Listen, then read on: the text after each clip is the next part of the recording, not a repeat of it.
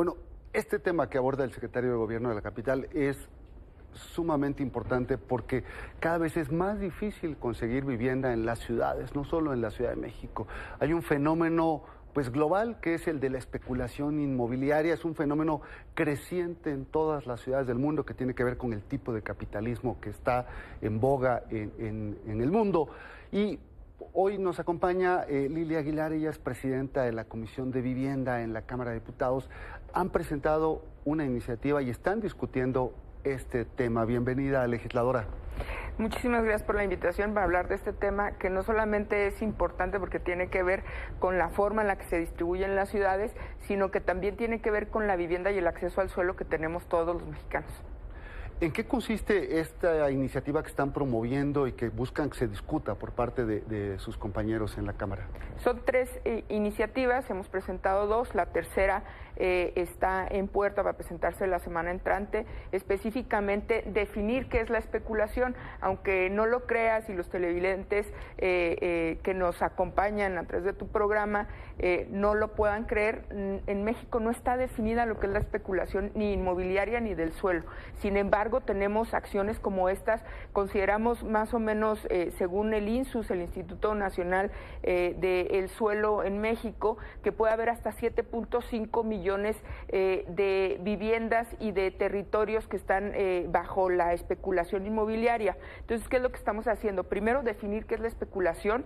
Segundo, castigarla. Y tercero, darle la obligación a los municipios, que desgraciadamente es donde se da el mayor número de actos de corrupción y de casos que promueven la especulación inmobiliaria, darles la obligación de censar los terrenos urbanos y los terrenos campestres, pero también de cobrar un predial progresivo para aquellos que están especulando con la tierra y con los inmuebles.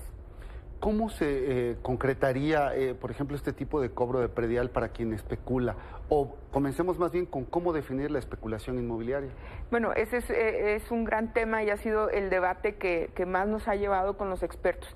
La especulación inmobiliaria, primero, el debate inicial es si se incluye, como su nombre lo dice, solamente los inmuebles o también el suelo, porque el suelo es hoy día, los casos como Yucatán o como el Estado de México nos dan indicios de que la mayor especulación se está dando con terrenos campestres. Entonces tenemos que definir primero la especulación sobre la tierra, luego la especulación inmobiliaria, que es aquella que tiene que ver con la adquisición de bienes inmuebles, que tiene como única finalidad la ganancia económica a través justo de la palabra de especular con el precio de las mismas y la especulación de terrenos. Segundo, la aplicación de un predial progresivo que se da en otros países para evitar lo que es justamente la especulación o la ganancia solamente por la, vamos a decir, apreciación de los precios y de los inmuebles a través del tiempo. Bueno,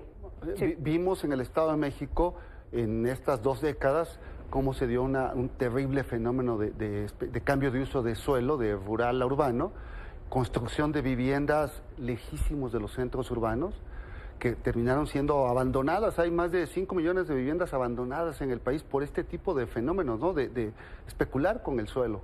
6.1 millón de viviendas entre abandonadas y no habitadas. Y cerca de 1 millón de estas viviendas son del Infonavit, justo que tienen que ver con la especulación, y otro tanto, el resto, son por el desarrollo de vivienda social. Fíjate esto que tú dices, que están alejados del de los centros urbanos. ¿Qué es lo que hemos hecho legislativamente? Acabamos de modificar la Constitución, el artículo 4 constitucional, para cambiar el término que todos tenemos un acceso a una vivienda digna y decorosa, a vivienda adecuada.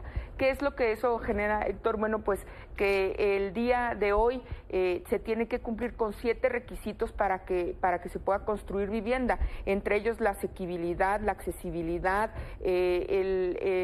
la certeza legal, el acceso a servicios públicos, el desarrollo cultural. Entonces, eso ya nos da la primera pauta para acabar con la especulación. Segundo, ¿qué es lo que estamos poniendo en estas iniciativas adicionalmente? Tú has dado en el clavo, el tema tema de los cambios de uso de suelo. Los municipios ya no podrán hacer cambios de uso de suelo si no es que es analizado por el Instituto Nacional del Suelo, que es el INSUS en México, para que no se puedan dar estos actos de corrupción.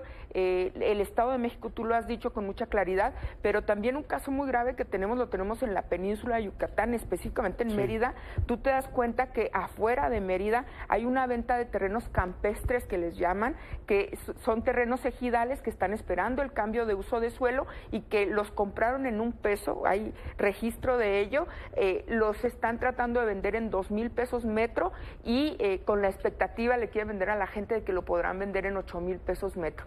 Esa es la especulación muy clara, donde desgraciadamente muchos municipios son cómplices y que tenemos que detener desde la acción de las autoridades hasta la acción de los privados. Pues habrá que intentar que esta discusión llegue a Mérida, a Yucatán, y que se empiece a frenar estos fenómenos.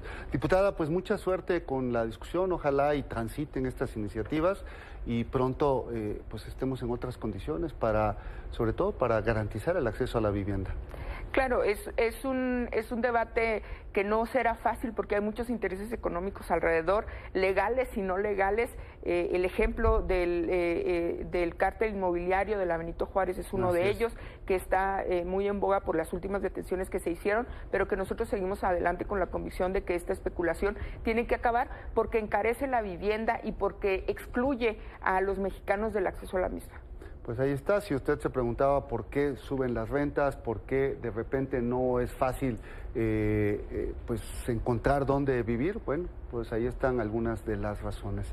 Diputada Lilia Aguilar, muchísimas gracias. Muchísimas gracias.